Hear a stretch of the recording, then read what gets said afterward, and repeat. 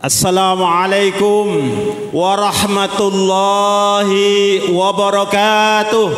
Waalaikumsalam wabarakatuh. Assalamualaikum warahmatullahi wabarakatuh. warahmatullahi wabarakatuh. Alhamdulillah innal hamdalillahilladzi an'amana bi ni'matil iman wal islam wa qarraha 'alainal fusuqa wal 'isyan. Asyhadu an la ilaha illallah wa asyhadu anna Muhammadan abduhu wa rasuluh.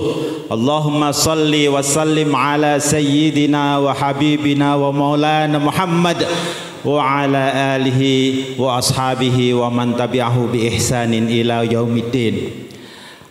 Para alim ulama, para kiai, para masyayikh dan para hadirin yang dimuliakan Allah, saya ingin memberikan apresiasi. Ini sebuah tema yang keren, tema yang jos, tema yang bisa menggentarkan dunia. Bersatu dalam perbedaan menuju peradaban mulia. Ini di bulan apa? Bulan apa? Muharram, bulan haram. Di situ Rasulullah sallallahu alaihi wasallam hijrah dari tanah kelahirannya Makkah Al-Mukarramah menuju Madinah. Apa yang dikerjakan oleh beliau? Ya. Ada dua hal. Sebuah terobosan yang berada di dalam tema kita. Ini tema ilahiyah sekaligus tema nubuwah, tema risalah. Karena apa? Begitu Rasulullah Shallallahu Alaihi Wasallam hijrah ke Madinah, apa yang dikerjakan? Umat Islam itu ternyata tidak satu juga. Ada Aus, ada Khazraj, kemudian itu umat yang bukan Islam, tapi ada juga orang Yahudi kemudian masuk Islam, kemudian ada Bani Nadir itu yang dari Yahudi, kemudian ada juga dari Makkah kaum Muhajirin dan kaum Ansor. Maka ada tiga hal terobosan yang beliau laksanakan adalah bersatu dalam perbedaan. Ya.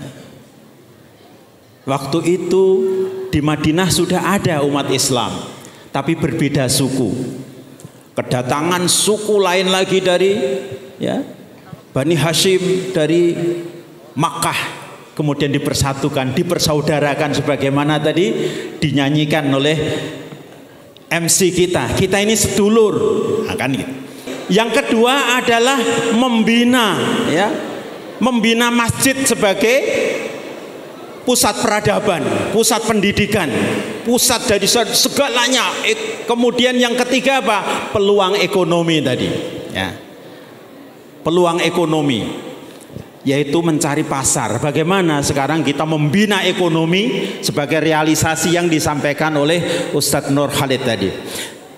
Yang sering kita lupakan adalah bagaimana terobosan Rasulullah Sallallahu Alaihi Wasallam mempersatukan penduduk Yasrib waktu itu. Di Yasrib belum ada pemerintahan yang menyatu, belum ada pemerintahan yang tunggal. Maka Rasulullah membentuk apa yang dinamakan Fakta Pertahanan Bersama, yang kita dengan Sohifah Madinah, Piagam Madinah. Rasulullah ajak semua suku, bukan hanya umat Islam. Saya teringat tatkala para pemuda kita. Pemuda ini usia berapa, Ustaz? Ya, sekarang PBB itu mengatakan pemuda itu dari 17 sampai 65 tahun. Jadi kita ini masih pemuda semua. Tapi kalau menurut undang-undang kita itu 16 sampai 30 tahun itu baru pemuda. Tapi sekarang dunia sudah, karena gizi kita ini baik gitu, jadi pemuda itu sudah meningkat usianya, ya. Saya lanjutkan. Jadi begitu Rasulullah kumpulkan semua, membuat sebuah fakta bersama. Saya ingat tatkala para pemuda kita dari puluhan ribu pulau dari ratusan suku, dari ratusan bahasa yang ada, kumpul bersama, membuat sebuah kesepakatan bahwa bertanah air satu, berbangsa satu dan berbahasa satu, bahasa Indonesia. Itulah yang kemudian menyatukan dan menghantarkan dengan ridho Allah kemerdekaan kita. Dan kemerdekaan ini ternyata pada waktu itu Muhammad Hatta pernah berujar dalam sebuah bukunya. Jadi mengikuti, dulu ada yang namanya Piagam Madinah. Ada Piagam Madinah, ada Piagam Jakarta. Pada waktu mau menuliskan teks proklamasi, kami bangsa Indonesia dengan ini menyatakan kemerdekaan Indonesia. Waktu itu Muhammad Hatta ingat konsep Piagam Jakarta alinea yang ketiga, yang awalnya atas berkat rahmat Allah yang Maha Kuasa dan dengan didorongkan keinginan luhur supaya berkehidupan kebangsaan yang bebas, maka kami rakyat Indonesia menyatakan dengan ini kemerdekaan. Itu yang kemudian diambil dalam teks proklamasi, kami bangsa Indonesia dengan ini menyatakan kemerdekaan Indonesia. Jadi kalau dalam bahasa Arab apa Ustaz itu? Jadi ada mahdhuf, ada yang tersimpan.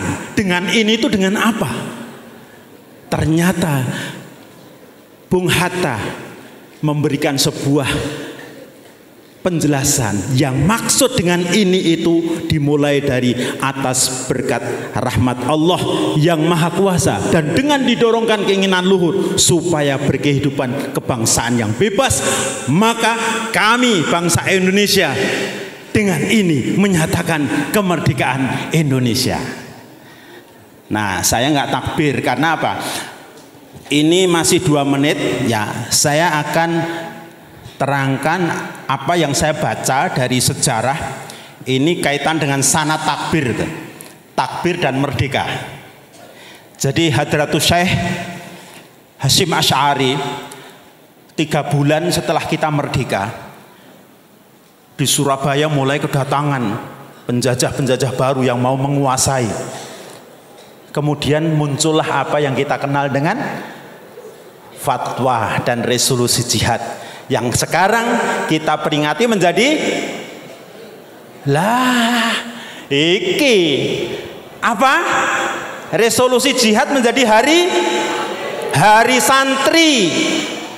Ya, hari santri. Karena apa? Waktu itu yang berjuang membunuh Jenderal Maladi itu santri, bukan TNI. Santri. Tetapi ada yang perlu kita ingat. Waktu itu seorang pemuda namanya Sutomo membaca fatwa jihadnya Hadratus Syekh Hasyim Asy'ari. Maka pada waktu mengobarkan semangat rakyat Surabaya, beliau tidak lupakan takbir. Dia takbir 3 kali. Allahu Akbar, Allahu Akbar, Allahu Akbar, merdeka, kan gitu. Sampai Dr. Siwabesi yang orang Kristen itu, Bung Tom, saya ini Kristen, tapi begitu Anda takbir dan mengucapkan merdeka, saya tinggalkan semuanya untuk pergi berjuang. Masya Allah. Oleh sebab itu kita praktekkan ya.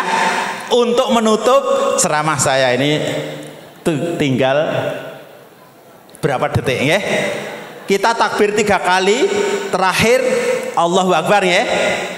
1, 2, 3. Allahu Akbar, Allahu Akbar, Allahu Akbar, merdeka. Assalamualaikum warahmatullahi wabarakatuh.